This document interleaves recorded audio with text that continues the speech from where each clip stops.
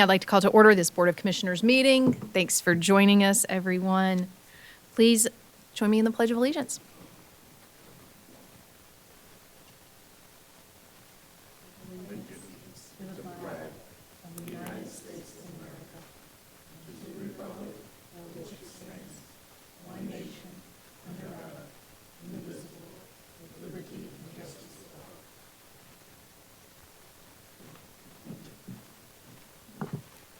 Anyone parking for this meeting or using the bus can pick up passes on your way out the door, and it is valid for today only.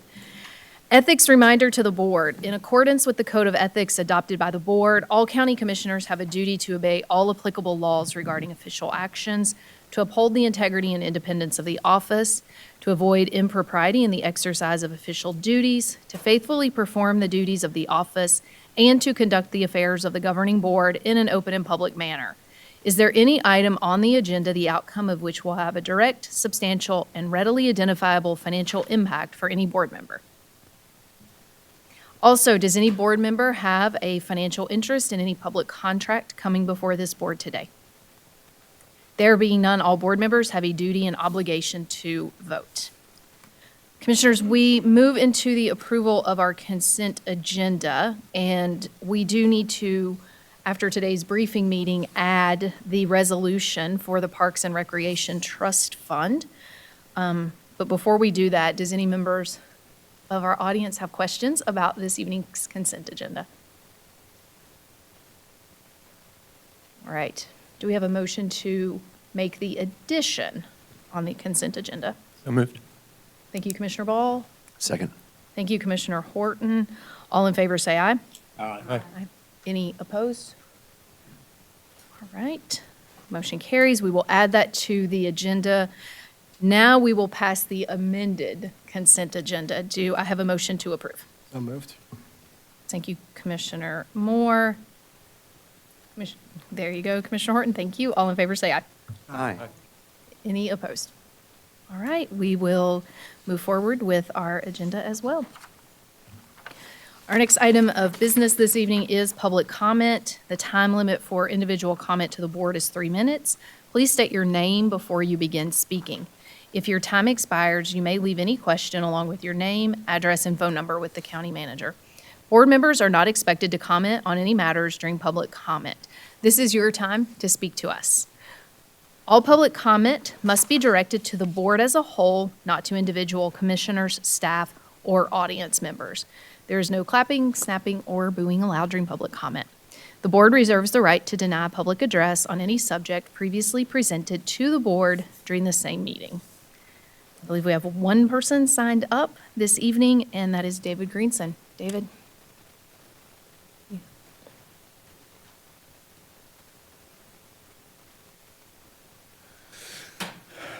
Good evening, Commissioners. David Greenson and Tiffany Debelow, Buncombe County residents here representing GAP AVL. We're here tonight to talk about why Buncombe County needs a clear countywide anti-displacement policy and framework, and why that matters for several items on your agenda this evening. Displacement's not random or inevitable. Decades of research show it follows predictable patterns: rising rents, loss of lower cost housing, infrastructure investment, and economic development that isn't paired with protections for existing residents. Because it's predictable, displacement can be prevented if governments choose to act early and consistently. Many counties and cities now recognize this. Places like Durham County, Mecklenburg County, and Wake County use anti-displacement frameworks to guide decisions about land use, transportation, and economic development. These policies don't stop growth. They help ensure that growth doesn't push people out. Tonight's agenda includes several items where this matters directly. First, the Economic Development Coalition annual report highlights efforts to grow jobs and investment. Economic development shapes where housing demand and rent pressures increase. Without an anti-displacement framework, there's no consistent way to ask how these strategies affect housing stability or where protections may be needed. Second, the land use and transportation update from the French Broad River MPO will influence infrastructure investments and growth patterns for decades. Transportation investment is one of the strongest predictors of displacement. When it isn't, coordinated with housing affordability and tenant protections. And then finally, the proposed CPACE program would finance building upgrades for commercial and multifamily properties. While this can deliver environmental and resilience benefits, without safeguards, it can also lead to rent increases and displacement in rental housing. Now, individually, each of these items may seem technical or routine, but together they underscore the same need, a shared countywide approach that screens major decisions for displacement risk and identifies mitigation strategies early. Now, Buncombe County has named housing stability and community continuity as priorities. An anti-displacement framework is how those priorities are made real when difficult decisions are on the table. Other counties have shown this is feasible, and that preventing displacement is far less costly, financially and morally, than responding after people have already lost their homes. When growth decisions force people out, the damage is permanent. An anti-displacement policy would give you that framework, helping align economic development, transportation planning, and financing tools with the county's goals for housing stability and community continuity. We've laid out some options for you to consider at gapavl.org. Growth does not have to mean displacement. Preventing it requires intentional, coordinated policy choices before harm occurs. Thank you all for your leadership and your time. Thank you, David. Are there any other members of the audience who wish to speak that did not sign up, that are not already on the agenda? All right, thank you all for joining us this evening. We move to our manager's report. Avril, do you have a report this evening? I do, Commissioners. I want to take the time this afternoon to introduce Shauna Shepard, our newest HR Director. Shauna comes to Buncombe County from Missouri City, Texas, where she was a Director of Human Resources and Civil Service. Shauna has over 15 years of progressive experience in municipal government, demonstrating a strong commitment to public service and organizational excellence. Throughout her career, Shauna has served in multiple leadership roles. In her HR leadership role, she has overseen a wide range of functions, from talent acquisitions to benefit and wellness, organizational development, compensation and classification, employee relations, risk management and safety, workers' compensation, civil service administration, and a variety of employee services and programs. Shauna has a bachelor's degree in sociology and a master's degree in public administration with a specialization in human resources from the University of North Texas. She also holds a professional in human resources, or PHR, and she's CERM certified, or Society for Human Resource Management certified professional. Shauna is deeply passionate about leadership development, coaching individuals to maximize their potential, and mentoring students and young adults within the community. She's also active in the Society for Human Resource Management Association and the National Forum for Black Public Administrators. Shauna says this position gives her the opportunity to combine her passion for public service and a commitment to utilizing people to advance organizational excellence. So if you wouldn't mind, join me in welcoming Shauna Shepard to Buncombe County as our next HR Director of Human Resources. Thank you. Thank you all.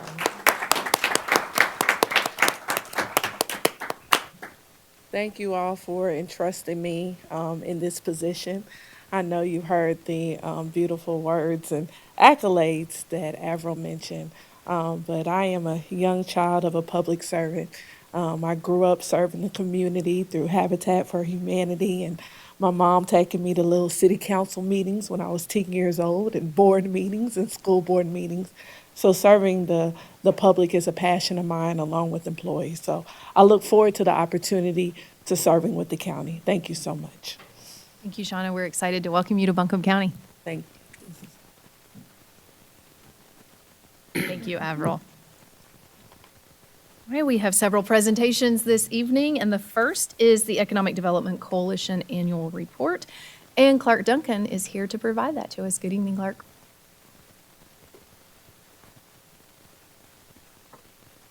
Good evening, Chair Edwards. Thanks as always for this annual opportunity to share with the Commission the progress that we're able to make together as a coalition. My name is Clark Duncan, and I'm proud to serve as our Executive Director and also proud to be accompanied this evening by our Senior Director of Research, Heidi Reiber. EDC represents a 32-year partnership of this body, our partners at the City Council, our Asheville Area Chamber of Commerce, and over 120 private sector investors in the AVL 5x5 campaign. Our board was actually created and empowered by this commission in 1994 to keep a laser-like focus on economic vitality in Buncombe County. Vitality that grows our tax base, vitality that creates jobs and grows wages in our community to facilitate economic mobility for all residents and households of our county. I'm grateful to the commission and the county for their continued support and partnership in this initiative. From the offshoring era of the 90s to 9/11, from the Great Recession to COVID, and even more recently in Helene, our coalition of public and private partners recognizes that progress isn't accidental, right? It's the result of purpose and partnership and strategy. And since 2010, the AVL 5x5 plan has been that roadmap for our board of directors, and is guided by our industry accreditation and best practices and input from this commission. We revisit and review that plan every 5 years, and most recently launched the 2030 Plan for Economic Recovery just this past July. So our planning process always begins with good data. And since 2010, it's important to recognize that our county has seen some 20% growth in residential population, accompanied by some 28% and 53% growth respectively in target high-wage growth sectors like advanced manufacturing and technical services. And together, these have helped push our gross regional product or economic output for the region some 63% over those 15 years to the $24 billion economy we are today. And although our metro area average wage continues to lag that of our state and that of our nation, the 81% growth in local wages you see demonstrated here indicates that our underdog region is starting to make catch up. Much of this achievement was driven by economic progress of the past 5 years that I draw your attention to on this slide. And we owe a debt of gratitude to these 10 employers, both local and multinational, for their commitments to high-wage employment and investments that set a record of over $1 billion in our taxable investment over the last 5 years. Notably, Pratt & Whitney, GE Aerospace, System Logistics, and East Fork, each announcing 2 milestone announcements over these 5 years that began with a global pandemic and ended with a natural disaster.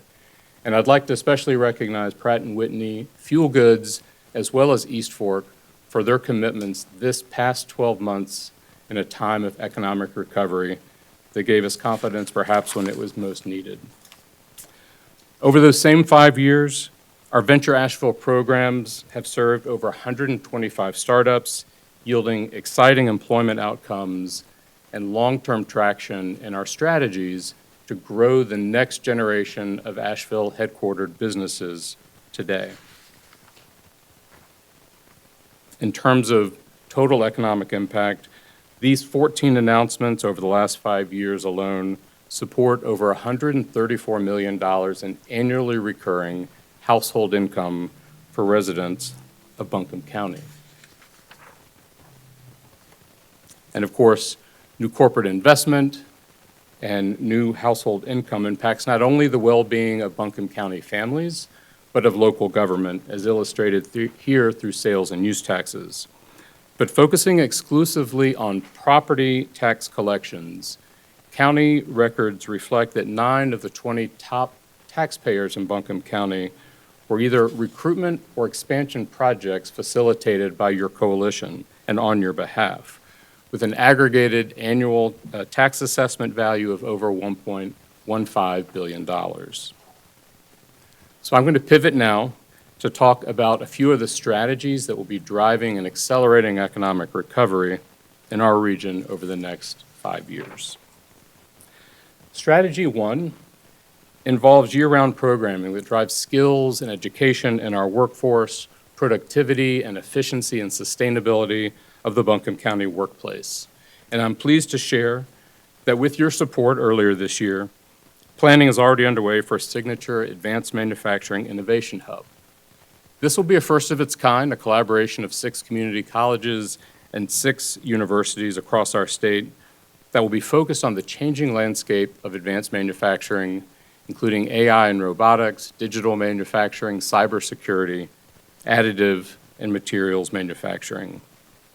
This exciting project has the unique opportunity not only to raise residents' average wages, but to better equip local industry with the ability to invest here and do business here while competing globally. Strategy 2 then shifts from our primary responsibility of jobs retention to recruiting complementary businesses that advance community goals, for example, like wage growth, or expanded educational or benefits packages, or, sadly, in times like today, industry backfill, given the recent announcement by Thermo Fisher. This past October, the EDC welcomed 12 influential national consultants for a 3-day engagement and tour promoting the strength of our workforce, the innovation of our manufacturing workplaces, and the remarkable resilience of the Buncombe County resident in this place that we call home. And thank you, Chair Edwards and the county's Tim Love for supporting us in that, hosting that particular initiative. These folks went home and were urged to spread the word nationally and internationally of our business readiness and news of the Asheville comeback. Strategy 3 builds upon our decade of success with Venture Asheville programming and recognizes that startup activity and new business formation comes to a screeching halt without surprise in a time of natural disaster. But determined to catalyze perhaps our next homegrown story like AVL Technologies or Poppy Popcorn, Optimus Ventures launched just this past summer with plans to deploy $1 million in storm-impacted startup businesses. This unique model of venture philanthropy marries a $25,000 forgivable grant with a $25,000 venture investment with a 12-week accelerator model with technical assistance, providing deeply, deeply affordable debt and business relief at a time when it's most needed in our community. Now, catching up to Strategy 4, together with a growing network of local agency partners, nonprofits, and industry, we will relaunch the Accelerate Buncombe program, leveraging the name of a pilot program initially funded by this board some 3 years ago with ARPA funding. The accelerated apprenticeship model will maintain a laser focus on building in-demand talent pipelines while facilitating economic mobility and earned certifications in an era of economic uncertainty. And lastly, we round out the 5 foundational strategies of our team with the expertise of Riverbird Research, leveraging the unique power of authoritative data to drive better decision-making for businesses and public partners in economic recovery. While working closely with partners here at the county and the city as well as the state, our team has already launched a 15-county business survey, administered in intervals from the 6-month and 12-month anniversaries of the storm and soon to be the 18-month anniversary of the storm. It will help us best understand the ever-evolving needs of business as we recover from these impacts and also map the long-term impact to our economy and families of the region. And finally, the 5x5 really is a call to rekindle our economic ambitions as a community by focusing our resources on high-growth target industries like these mentioned in the bottom of the slide, through strategies that build capacity for local industry, that recruit complementary and much-needed growth, and stimulate new entrepreneurial ventures and investments, we are going to be better positioned to meet ambitious goals such as these, like another $1 billion in the tax base of Buncombe County, like another 5,000 STEM-oriented jobs supporting our families, and wages that empower more Buncombe County families to thrive. I'll conclude this appreciation with my sincere thanks for your stewardship of this work that we do together, and thank you for your leadership of recovery. I'd be happy to answer any questions, Madam Chair. Thank you, Clark. Commissioners, do you have questions? I have a question for you, Clark. First of all, thanks for this information and the update, and we appreciate all the good work that you do on behalf of all of us. Thank you. You and your team. And I was thinking about with the news we received recently of Thermo Fisher, right, which is very disappointing to everyone. And with that, I was wondering if you, kind of your thoughts around that subject. We've heard different things about potentially why they're leaving. And when I was doing some research, I thought about the fact that the federal cuts to research funding and Thermo Fisher, I mean, so much of what they do is building like the refrigeration, the equipment, right, for universities and research and all of that. And so I can't help but wonder if it's what's happening at the federal level is actually having those ripple impacts on us here locally and impacting us losing that really valuable business. Yeah, I've supported that facility back to the days of Kendro Labs, and I'm sure you remember that name. I don't presume to speak on behalf of the company here tonight, but I think from what they've shared, it's clear that there are a number of sort of national and global factors that impacted their decision, not the least of which is an outlook for research investment that is, I think, significantly diminished at the national level. And I think we all took such pride in the spike of their employment as they produced freezers here that sped vaccine discovery and research in the early days of the pandemic. And from the outside looking in, it seemed they never fully recovered from that spike and the resulting inventory that was left in the global marketplace. And I think adjusting and trying to right-size that facility is something we've watched them do for several years post-pandemic, and sadly not with success. So we understand they're now consolidating that entire product line globally. Thank you for that update.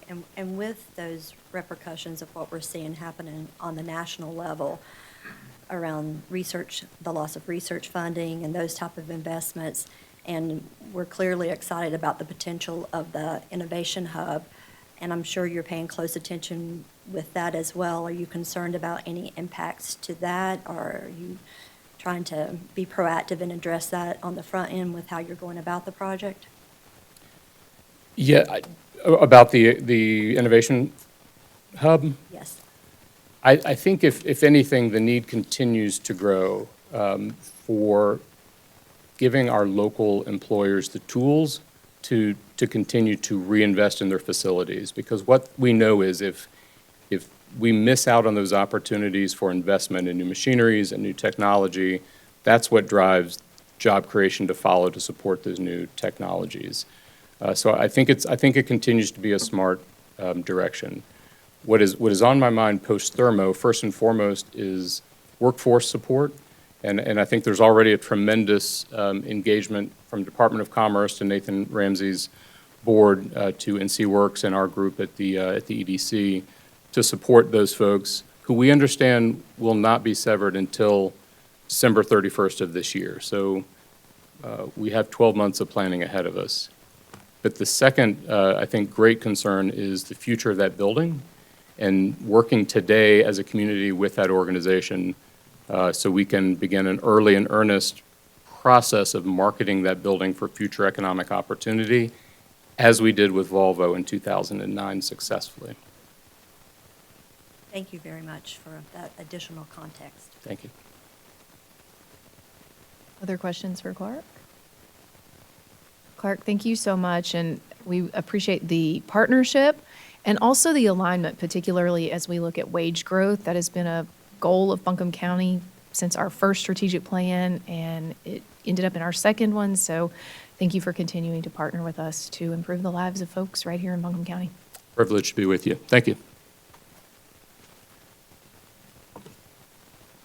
All right, we have one more presentation this evening, and that is the Land Use and Transportation Update from the French Broad River MPO with Tristan Winkler. Hey folks, thanks so much for having me. I'm Tristan Winkler. I am the director of the French Broad River Metropolitan Planning Organization housed at the Land of Sky Regional Council. With me today, if there's any technical questions, I did bring along the MPO's specialist in ice cream and other matters in the front row. Let's get into it. A little bit of background about our organization, the French Broad River MPO, or for BRMPO is our acronym. We began back in the 1960s. We are a federally required organization that focuses on transportation planning for metropolitan areas. We started centered around Asheville. The MPO was basically just right around the city. It grew to include Henderson, Haywood, and Madison counties. And our borders were slightly modified just a couple years ago in 2023. So the green area on your map represents the MPO's planning area, which is largely based on the U.S. Census Bureau's urban area. To try to sum up what an MPO does as succinctly as I can, there's nothing that puts it more poetically than the federal regulations. We are the forum for cooperative transportation decision-making for the metropolitan planning area. What that basically means is we get together stakeholders from federal highways, federal transit, NCDOT, as well as our member governments to make decisions about what are the transportation needs and priorities for the region. Oops, sorry. So what we do and what we don't do, again, we work with local, state, and federal partners to manage the metropolitan transportation planning process as it's laid out in federal law and regulations. We help to program transportation funds for planning and projects. A number of state and federal projects have come through the MPO. What we don't do is we don't do land use decisions and we don't do zoning. There's a whole bunch of other things that we don't do as well, but especially in this context, that's very important. However, as a growing region and as a region experiencing a lot of change, one thing we wanted to highlight that we've been asked to bring to you guys today is how that intersects with some of the transportation planning work that we do for the region. Two quick things that we point out to all of our new members in our member orientation as it regards transportation planning is transportation projects don't move quickly. There's a lot of projects that we've been talking about for a long time. That's just part of transportation planning. And also, I've only been here 11 years, but I have yet to experience a project that makes every single person happy. Trade-offs is part of what we do and discuss at the MPO. So to get into it with housing and transportation as barriers, this is something that we talked about at a couple of different meetings we were invited to. One of the reasons why we talk about land use and changes at the MPO as part of transportation planning is one of our responsibilities is maintaining the region's travel demand model. I won't get into all of the weeds on that, but that is essentially a tool that we are required to maintain that helps to estimate the impacts on the transportation network from future growth.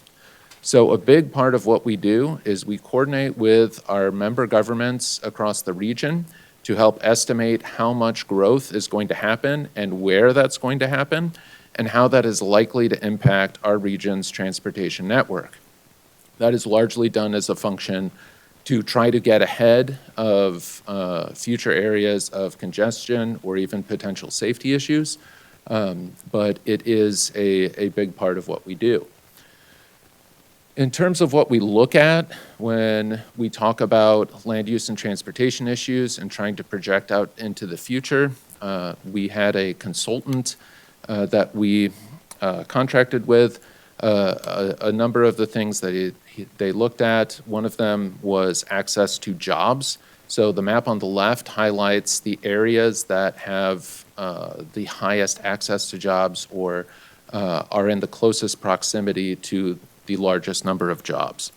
On the right reflects an estimate on the average driving per household within different census tracts around the region. The areas in darker blue are those where the average household typically drives less than some of the areas highlighted in green or yellow.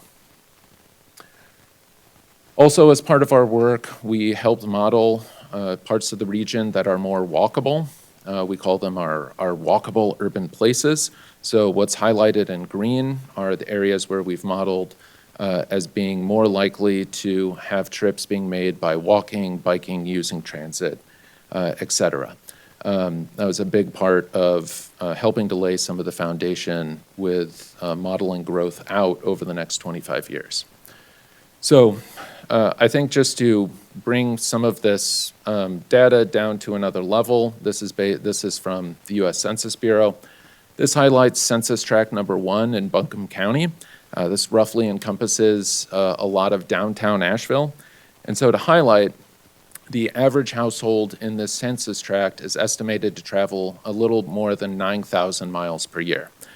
11% of the census tract is reporting using transit to get to work, based on the American Community Survey, 18% walking to work. In a different part of Buncombe County, this is the northwestern corner, encompassing Sandy Mush and then more. It's a very large census tract. That's an area where the travel characteristics are different, and that's what you would expect. The average household in this area is estimated to travel more than 23,000 miles per year. That's more than twice as much as parts of the previous census tract. The number of people reporting using transit to get to work, 0%, walk to work, 2%. So just highlighting just the general differences in travel characteristics between those areas. So as part of our work, we put together 3 different growth scenarios for our board to consider. One we called the business as usual. That was focusing most of the projected growth in areas where the growth has been happening somewhat historically. Consolidated growth, that was focusing more of the growth into those walkable urban areas that were highlighted. And then dispersed growth, of looking at the idea of having more growth be more and more spread out. In general, what our consultant found was that with business as usual, there's more traffic or more overall driving, less transit and walking. The consolidated growth scenario showed less traffic, less overall driving, and more trips being made by walking and transit. And the dispersed growth scenario highlighted much more traffic and driving and much less transit and walking. So our board is responsible for picking one growth scenario that's known as the preferred growth scenario that goes into the travel demand model. Our board most recently and at the iteration before in 2020 selected the consolidated growth scenario. That is what our board communicated as the preferred way in which our region would be growing and developing. And so again, in terms of transportation impacts, more walking, more trips by transit, less overall driving.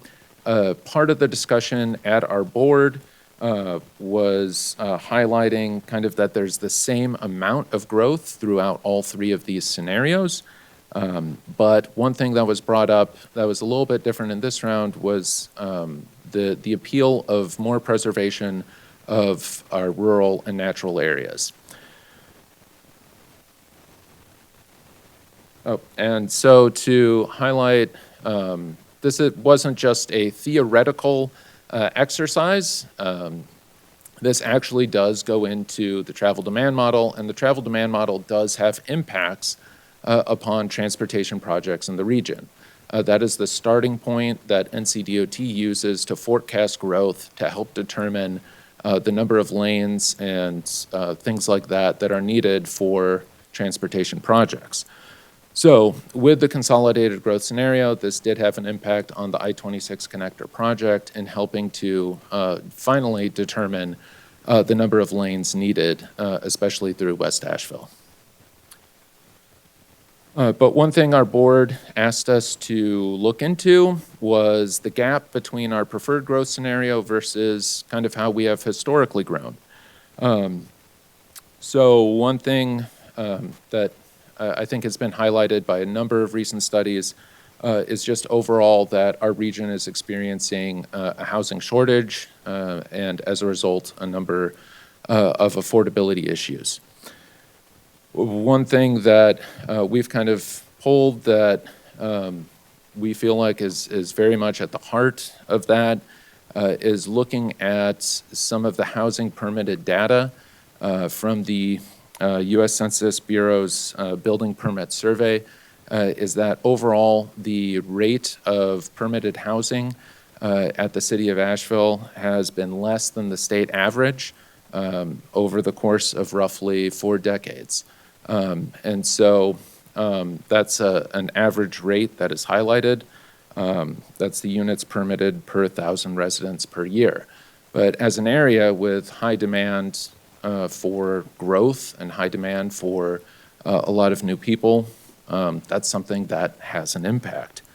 So we pulled together data from 2000 and 2020 from the U.S. Census Bureau to start to paint a picture of where has growth been occurring. So in the map that you see, the areas highlighted in dark red are areas where there have been some of the highest growth rates, whereas the areas in white and yellow have lower growth rates. In general, you can see that there is kind of a whole lot of growth, especially in the South Buncombe, North Henderson area, as well as kind of up NC 63 into the Leicester area. To highlight the 5 fastest growing census tracts, 4 of those are in South Buncombe. One of them is in North Henderson. Those 5 census tracts made up about a quarter of the region's growth over that 20-year time frame. One thing to note is that looking at how those census tracts tend to have their travel characteristics, a lot of the fastest growing parts of the region also overlap with areas that tend to drive more than average. So a whole lot of our growth has been going into areas that people are driving more. There is one notable exception in a census tract that's kind of around the Biltmore Park Town Square area. And over that 20-year time frame, there's actually been a number of census tracts that have lost population, and they also have an interesting commonality. So of those census tracts that have lost population, a lot of them, with the exception of one near Hot Springs, are actually the parts of the region where people tend to drive less. So that is something that, as a transportation wonk, I think that's noteworthy.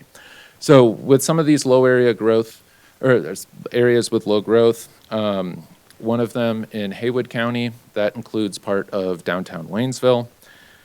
In Buncombe County, one of the ones to highlight that is not a historic district is in North Asheville. That's just north of downtown. That's a census tract that kind of straddles part of Charlotte Street. That lost nearly 6% of its population between 2000 and 2020. Come on, clicker.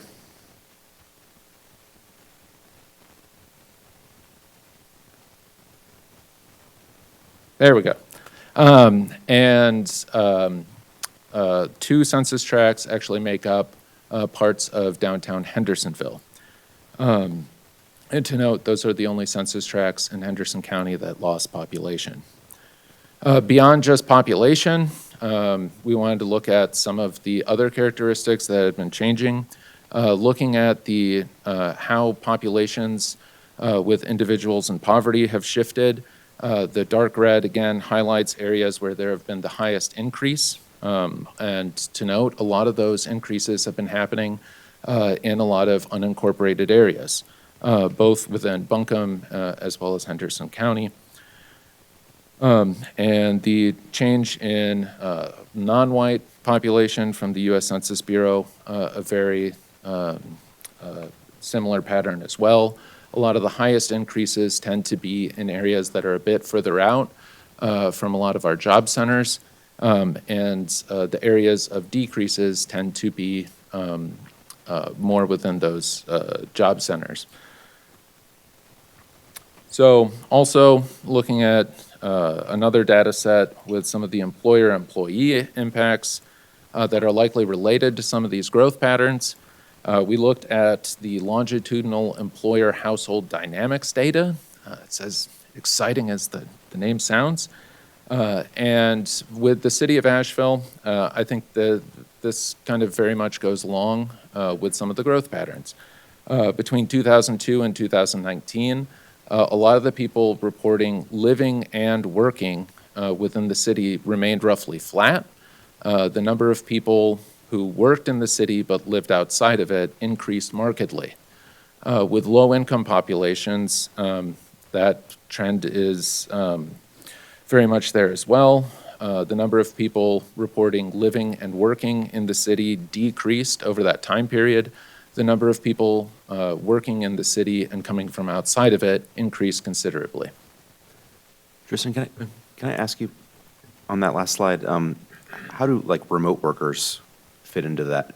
That's a great question. Like, I work for a New Orleans-based company, but I work here.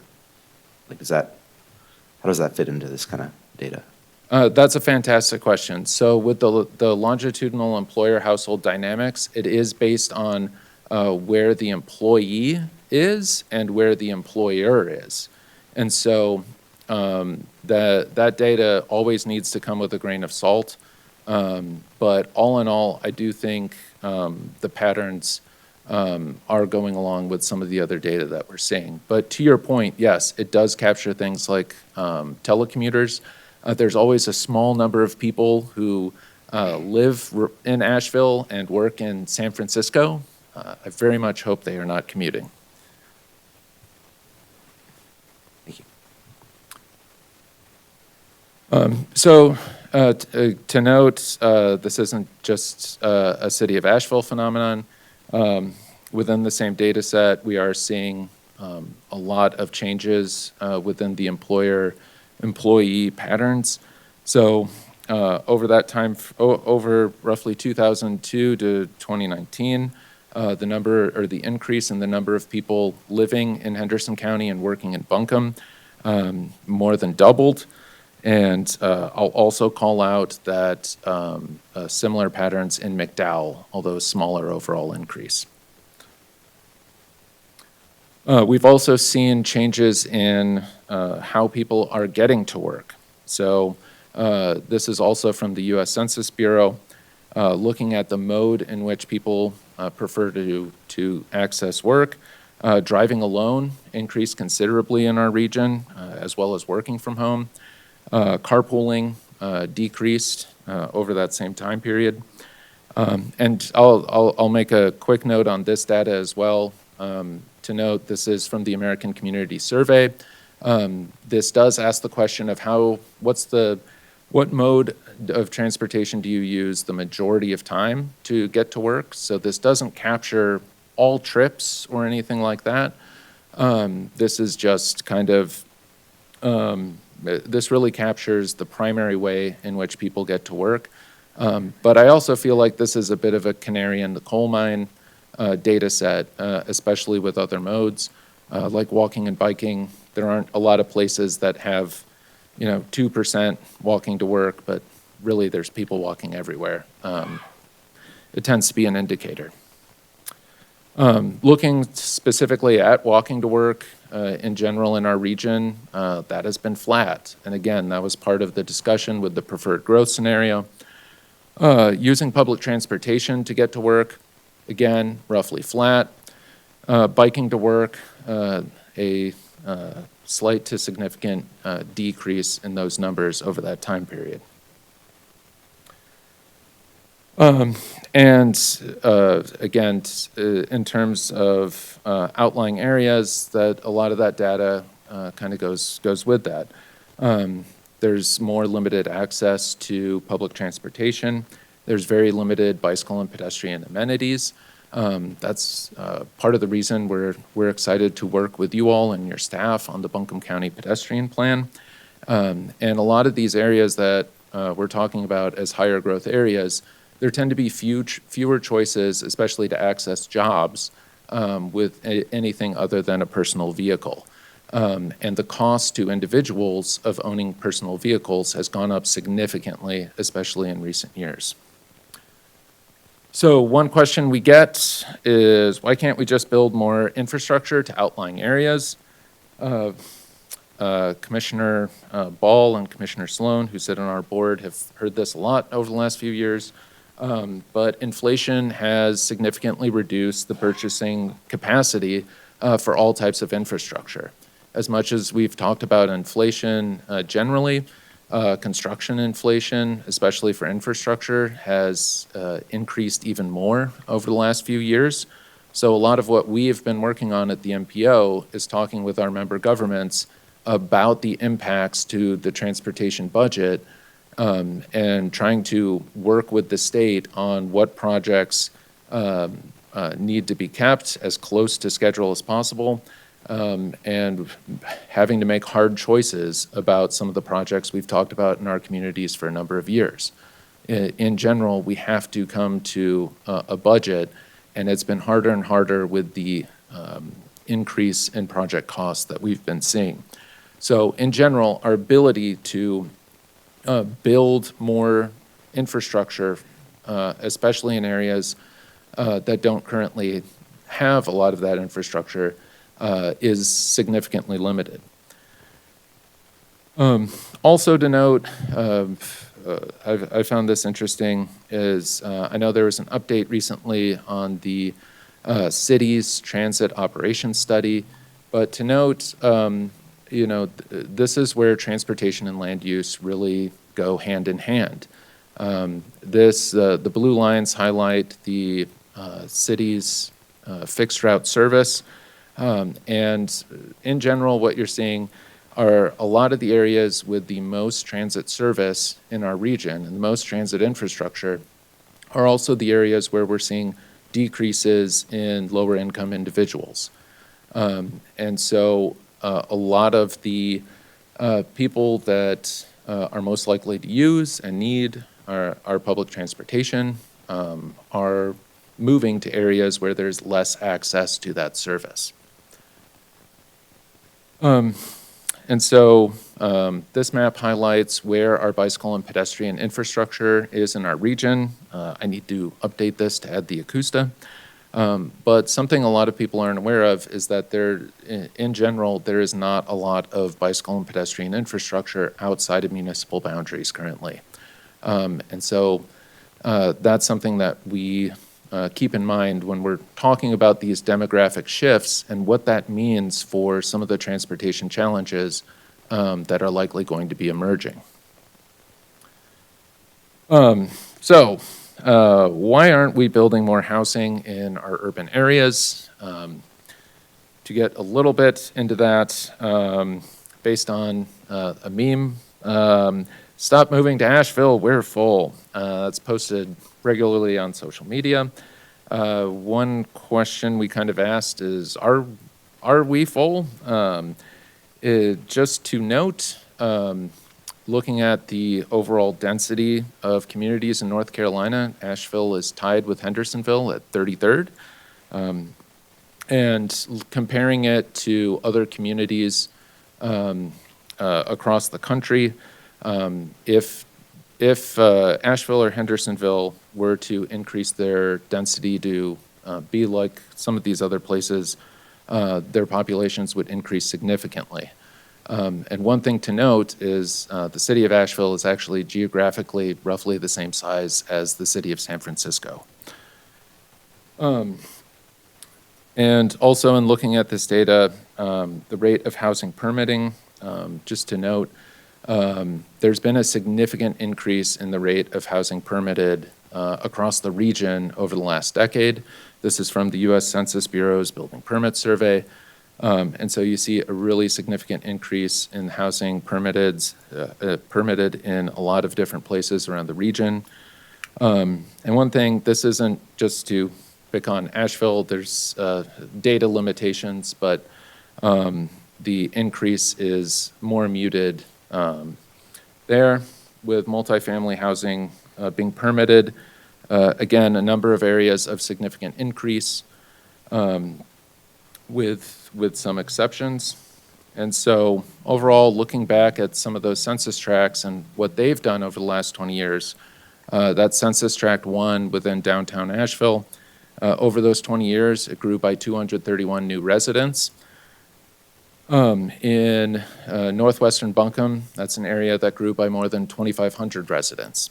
And so for us as regional transportation planners, that's a lot to consider about how that growth is impacting our transportation network and what we need to do to plan for its continued impacts.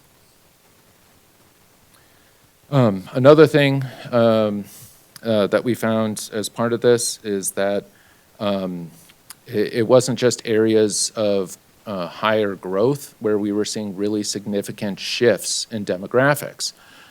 So to highlight, this is one census tract right around Montford. The number of housing units grew by about 17%. That's less than the regional average.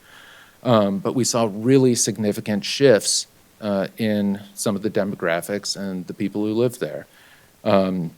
So we saw big shifts in the non-white population, big shifts in the median household income, big shifts in individuals in poverty, and we saw a lot of transportation shifts as well. So the number of people reporting using transit within that tract decreased significantly.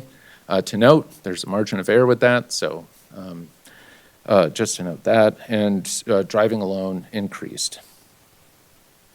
So in terms of positive steps, I don't think anything I'm talking about is brand new news in terms of some of the challenges for our region.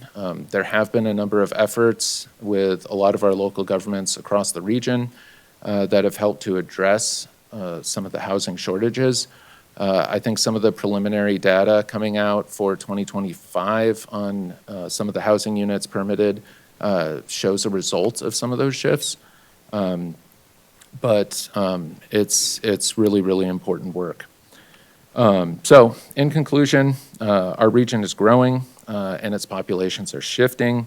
And to us, understanding those patterns and how that change is happening and what kind of change we want as a region and as our different communities, that's really important. And to note, the transportation impacts from different growth patterns are important to consider and to plan for. One thing I sometimes joke about is one of the secrets to transportation planning is that cars can go pretty far. The impacts from new developments, especially those where they're going to be more car-centric, are likely to have impacts much further out than a lot of people realize. And to note, I think a lot of what we're getting at is a lot of areas where there's more restricted growth is likely putting growth pressures in areas further out and having a lot of significant impacts. So that's all I've got. Thank you guys so much for having me. Any questions? Thank you so much, Tristan. Questions, commissioners?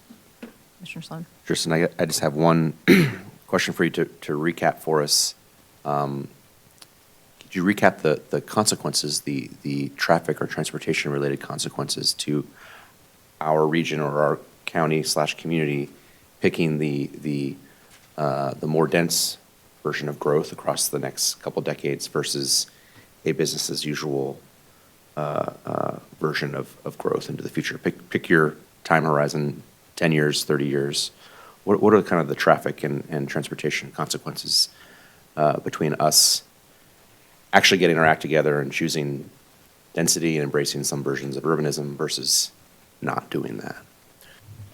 Yeah, I mean, I think based on our consultants' findings, the impacts are pretty clear. In general, we know that if there continues to be more growth focused further and further out, we're likely to have more of those traffic impacts. There's likely to be more areas that are going to experience significant congestion through our region. And a lot of the metrics that we track about trip characteristics, walking, biking, taking transit to work, we would anticipate less use of those modes than we would if growth were more consolidated. Tristan, I appreciate this information, and this is a great presentation. I've got a few questions I'm hoping you can touch on. You spoke a bit about how in some of these denser urban corridors that are more walkable, more public transit friendly, we're actually losing population. Can you speak to why that is, and as we think about how we plan for growth, how can we actually encourage growth in those more dense areas? Yeah, so there's a few things. One thing to note is that residential growth isn't the only type of growth. So we know that there's areas where some former residences have been converted into more commercial properties. So just to note that. And there have been a lot of general shifts in terms of land use demand. But one thing also to note is that I don't think gets talked about as much is there's been a significant shift in how many people make up an average household, especially since the pandemic. The number of people per household has gone down. That's not just within our region, but also nationally. And so that's an important trend. I think that's worth noting.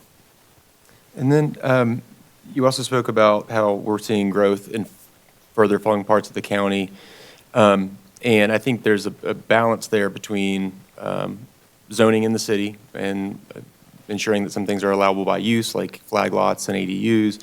Some of that may be a pressure of just simply land costs and developers trying to go where the land is more affordable. I'm curious if you could speak about that, because we saw in the Montfort example, we had a 70% transit ridership to 0. And can you talk about how that impacts our ability to even provide public transit for our residents? Sure. Just to note, that was 17% to 0, I believe. But yeah, I mean, there's a lot that goes into why development happens the way it does. I will say I'm more of an expert on the transportation end. But yeah, I mean, in terms of especially how transit interacts with the general context that it's trying to serve, when you see those kinds of shifts in demographics, I think the outcomes in transportation are somewhat predictable. If you're seeing a lot of lower income residents moving to other places and higher residents move in, the demands for transit, there's a good chance that those go down. And then I appreciate that. My last question, it speaks to displacement and how these projects can either spur further displacement of residents, or if there's projects that you see that help reduce displacement, specifically as we're thinking about transit projects. How do those transit projects impact pushing people out of their existing communities? Specifically public transportation? Public transportation or highway expansion, road improvements, I mean, bike ped, just generally, I don't know if there's data on that we should be looking towards, or guidance from past studies that touch on how transportation impacts displacement. I mean, I think in general, it's pairing public transportation and housing strategies is very important. We want to make sure that our public transportation are serving the areas where there's the most demand, and getting people to where they need to go as conveniently as possible. But in terms of transportation, there do tend to be a lot of impacts, especially from highway development, whether that's making it easier to access a new area or areas that had longer travel times before a new facility was built or widened. But transportation and land use, as well as other infrastructure, they very much go hand in hand in how they help to change a region. Thanks so much, appreciate it. Thank you, Tristan, for this valuable information, and I appreciate that your board also chose the consolidated growth model, and that ties in with our comp plan and what we've discussed with that, so that certainly is what our community has expressed that they wanted and was part of our comp plan. And so just knowing that, but then looking at what is happening with those very striking graphics that you shared, and where people are being forced to move to just because we're not having the growth where we need it in the more urban, in the areas where we need more density.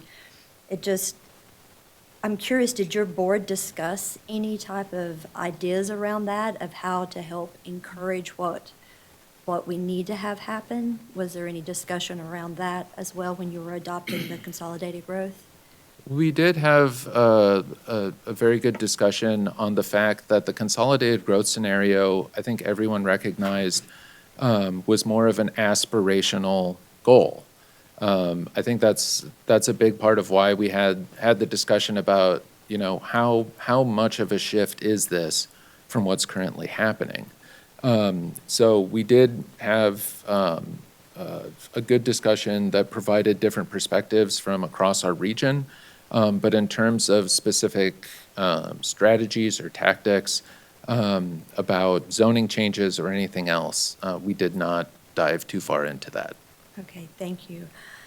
I know I certainly hear, I'm sure we all do, from the community around these issues, and I was thinking about it while you were presenting, and we hear about, the frustration around congestion, affordability, and then also environmental concerns. And when I think about what we know from our comp plan and then from what you're presenting, if we start moving in that direction to where we start doing more of that consolidated growth, it's going to help alleviate some of these concerns that we have around these other issues.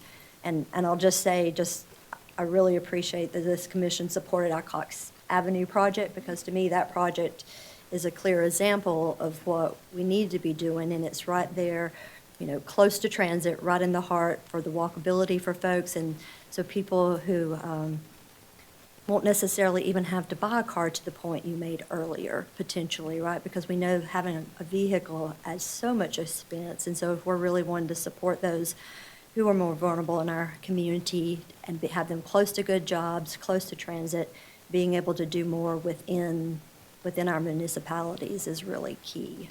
So I'm glad that we're working on that project, and I hope that there's more to come to where we can start working more clearly toward this vision that you were sharing.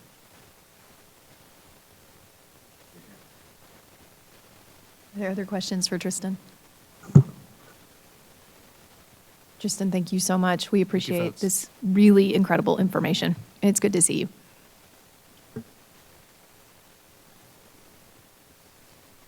All right, commissioners, we do not have any public hearings this evening, so we will move straight on into our new business item, which is our resolution of intent to participate in the CPACE program. And Jeremiah Leroy is here to give us some more information. Good evening, Jeremiah. Good evening. It's good to be here. It's nice to see everyone again this evening. CPACE. So let's just go ahead and jump in. What is CPACE? Commercial Property Assessed Capital Expenditure. That is a long way of saying it is a financing tool. So it is a way to finance upgrades to property through essentially placing a lien on the property. It's a state-sponsored program. Counties can voluntarily participate, and it is administered by the Economic Development Partnership of North Carolina. The unique thing about CPACE, compared to most commercial lending options, is that the repayment obligations are transferred with the property itself. So when someone sells the property, the lien and the loan stay with the new owner of the property. It doesn't move. It just stays right there, and it stays with the property. This is unique to CPACE and is not really done that way in any other situation. we took CPACE to our environmental subcommittee, and of course, our environmental subcommittee liked the concept, and so we're here to present it to you today. There is a little bit of a history of CPACE in North Carolina. In 2019, Governor Cooper's Clean Energy Plan recommended CPACE as one of the potential programs statewide.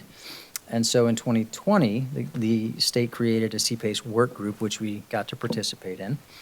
2021, SB 358 set up the sort of architecture for CPACE, but it didn't actually enable it yet. That didn't happen for another couple of years when SB 802 was passed and signed into law.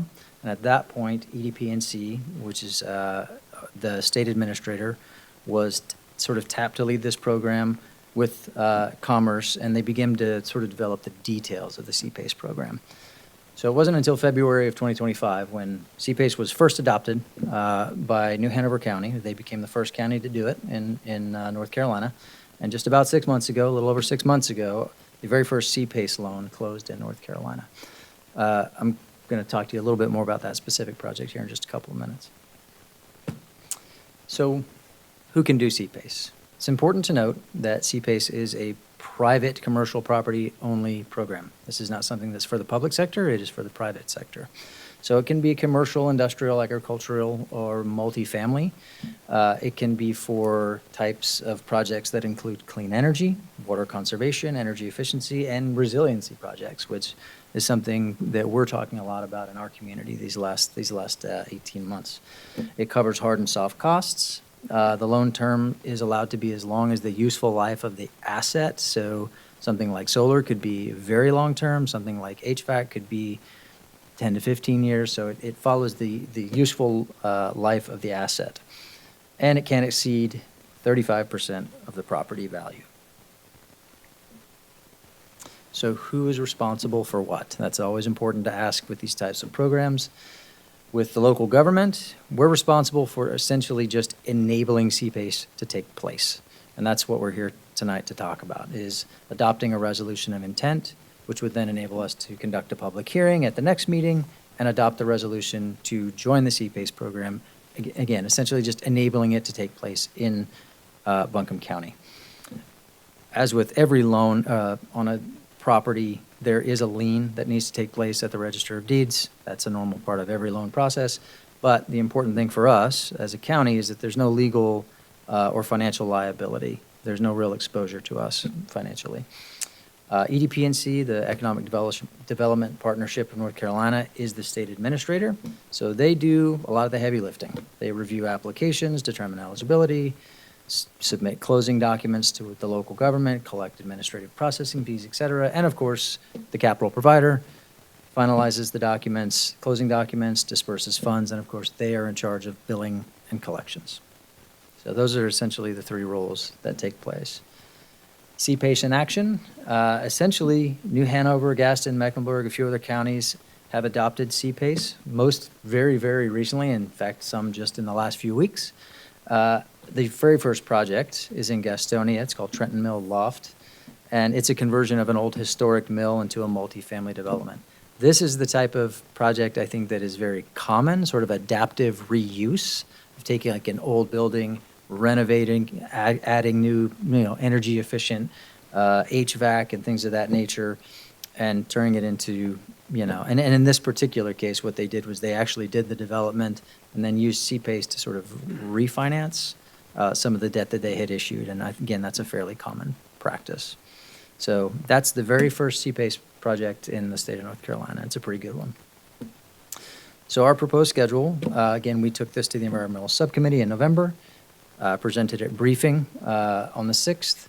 We're here tonight, and the ask tonight is to vote on this resolution of intent, which will enable us to then announce a public hearing for the following meeting in February, which at that point will hold the public meeting or hold a public hearing and then vote on a resolution to join the CPACE program. This sort of process was established by EDP&C when they created the program. So we're just sort of following the, crossing the I's, dotting the T's, that sort of thing. I think I said that backwards. We'd also like to potentially host a an opportunity, like a workshop, to let our community know more about this program. So we're working with the folks at the State Administrator's Office to potentially host a program in the spring, should the board choose to go ahead and move forward with adoption. So that's the ask tonight. The resolution of intent is on the agenda, so I'm happy to answer any additional questions that anyone has. And if not, then we'll move forward. Thank you, Jeremiah, and thank you to our Energy and Environmental Committee who brought this forward. Commissioners, are there questions this evening or comments? No, I mean, my only comment is, I'll make the same comment I made in the briefing last time, which is just that this has been a long time coming. I think it's a tool. It's a tool in the toolbox of this community, hopefully moving forward, and it's a way for commercial property owners, multifamily property owners to finance improvements and resilience measures to help their property, to help the people that use their property, and can't pass it fast enough, in my opinion. And we argued with attorneys for years over the legality of this, and that frustrated me beyond words. But along the way, we did get this great kind of state-established program that's going to help kind of administer the program, takes the burden off of counties. So that is the good news in all of that time going by. So that's all I'll say. I just want to thank Jeremiah and staff for working on this. We've been discussing this at length in the subcommittee, and so I appreciate all of y'all's work on this. Appreciate the commission for helping to continue to shepherd this forward. I think this is a big step in reducing overall energy demand for in our community, lowering energy bills, reducing our carbon footprint, helping meet our community-wide carbon reduction goal, and really excited to bring this forward. It's been really great to see so many members of the community show up to the subcommittee or email us and let us know how eager they are to take advantage of this to support their businesses and local residents. So excited to move forward. Thank you. Echo that. Thanks, Jeremiah. And Parker, someday we'll get through a meeting without lawyers being bashed. Thank you. And I'll just add that this really dovetails very well with our strategic plan and our Helene recovery as well. And I think it's a great idea to do the educational event, because I think there's a lot of opportunities with this. And so the more that we can get the word out, I think the more that it can really be helpful to the community. Yes, ma'am. Good job, Jeremiah. And Thank I'm you, sir. glad, though, to hear. See, the first time I heard about it was several years ago from some of my buddies who retired in banking who are now working doing that. And they were talking about the county collecting fees and doing this and that. And I just told them, don't waste our time if you bring in it that way. But since then, it seems it's cleaned up. And I like the way they do it now. We have enough to do. We don't need anything else. But yeah, and it looks like to me it's really going to be an advantage to the community to do it. So Thank you, sir. Yeah, we advocated strongly for that model. All right, Commissioners, our order of business is this evening is to vote on the resolution of intent so that we can announce the public hearing for our February 3rd meeting. Do we have a motion? I move that we adopt a resolution of intent to participate in the Commercial Property Assessed Capital Expenditure Program, CPACE. Second. Thank you. All in favor, say aye. Aye. Any opposed? All right, motion carries. Thank you all. Thank you, Jeremiah. Look forward to seeing you back in 2 weeks. All right, we have just a few other items on our agenda this evening, and we do have several board appointments to make. The first is our Juvenile Crime Prevention Council. This is an advisory board. We have 2 appointments and 7 reappointments. Move that we make the 2 reappointments and the 2 appointments, reappointments, and then, actually, I'm not sure that's right. Sarah, are a couple of these people who are appointments are already currently serving? Reappointments. I'm saying that the 2 people who are listed as appointments are already currently serving members. Yes, but either way, full slate. I'll read all their names if that's easier. Eliza Jackson, Kathleen Curtis, Craig Loveland, Sylvia Clement, Cece Weston, Kadia Ross, Natasha Adwaters, Angel Redmond, and Eric Robinson. Do we have a second? Second. Thank you, Commissioner Ball. All in favor, say aye. Aye. Any opposed? All right, thank you to the JCPC and to those folks continuing to serve on that. Our next is our Strategic Partnerships Grant Committee. This is a funding advisory board, and we have traditionally interviewed the applicants for this one since they are making funding recommendations on our behalf. And we have 3 applicants who seem to meet the criteria, and I would like to recommend that we go ahead and schedule interviews for all 3. Sarah, do you know when we need to have this approved? Because I do believe that our first meeting in February, we all have afternoon subcommittee committees.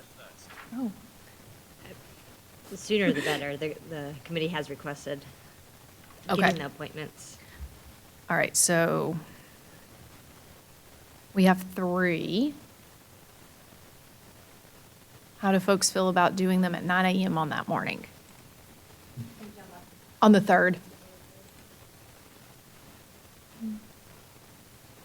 Works. Does that work? Commissioner Whitesides and Horton? All right. We have consensus to go ahead and schedule those for 9. I think we can move through those before the next round of meetings we all have that day. And that's February 3rd, correct? Correct. All right, thank you all. We'll look forward to interviewing those 3, and I believe Stacy will send out. Correct. All right. All right, we have our Adult Care Home Community Advisory Committee. We have 1 reappointment and 1 recommendation. Do I have them? The record, I need to recuse myself from voting on that, please. Okay. Kurt? I'm sorry, yes. Probably would need a motion from the board to recuse Commissioner Horton from Okay. voting on that. Do we have a Before we- motion? So moved. Second. All right, I heard Commissioner Moore and Commissioner Ball. All in favor of recusal of Commissioner Horton, say aye. Aye. Aye. Any opposed? All right. Commissioner Horton, you are recused for this vote. Do we have a motion to approve Terry Rafinsky? So moved. Thank you. Do we have a second? Thank you, Commissioner Wells. All in favor, say aye. Aye. Any opposed? All right, that one is passed as well. All right, we have our Ag Advisory Board for Farmland Preservation. We have 1 reappointment along with the recommendation for Lewis Welch. Motion to reappoint Lewis Welch. Second. I think I heard Commissioner Sloan first on that second. All in favor, say aye. Aye. Aye. Any opposed? All right, Lewis Welch is reappointed. We have our Community Transportation Advisory Board, 2 reappointments and 2 recommendations. Do we have a motion? I move that we appoint Gary Ray and Kim West to the Community Transportation Advisory Board. Do we have a second? Thank you, Commissioner Sloan. All in favor, say aye. Aye. Any opposed? All right, Gary Ray and Kim West have been reappointed to that board. And our last is our Early Childhood Education and Development Fund Committee, and Martin Moore is the reappointment and the recommendation to continue serving in that role. Do we have a motion? I move to reappoint. Thank you. Thank you. Do we have a second? Thank you, Commissioner Horton. All in favor, say aye. Aye. Aye. Any opposed? Martin Moore, congratulations, you have been reappointed to serve. We appreciate your leadership on that really important committee. Are there any board updates this evening from any board members? I think we're starting to ease into January. All right, the board will hold a budget work session this Thursday on January 22nd in the first floor conference room, beginning at 9 a.m. The next briefing and regular meeting of the board will be held on February 3rd.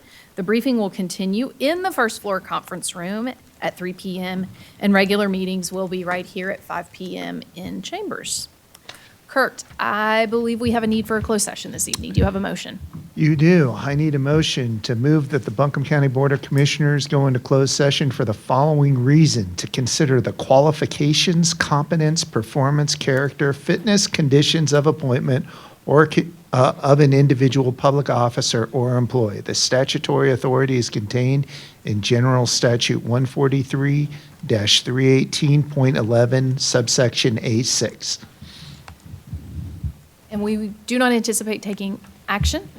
I do not believe that you would be taking any action afterwards and would be adjoining from the We will closed be session. adjourning from closed session. All right. Do I have a motion to enter? Thank you, Commissioner Whitesides. Second. Thank you, Commissioner Moore. All in favor, say aye.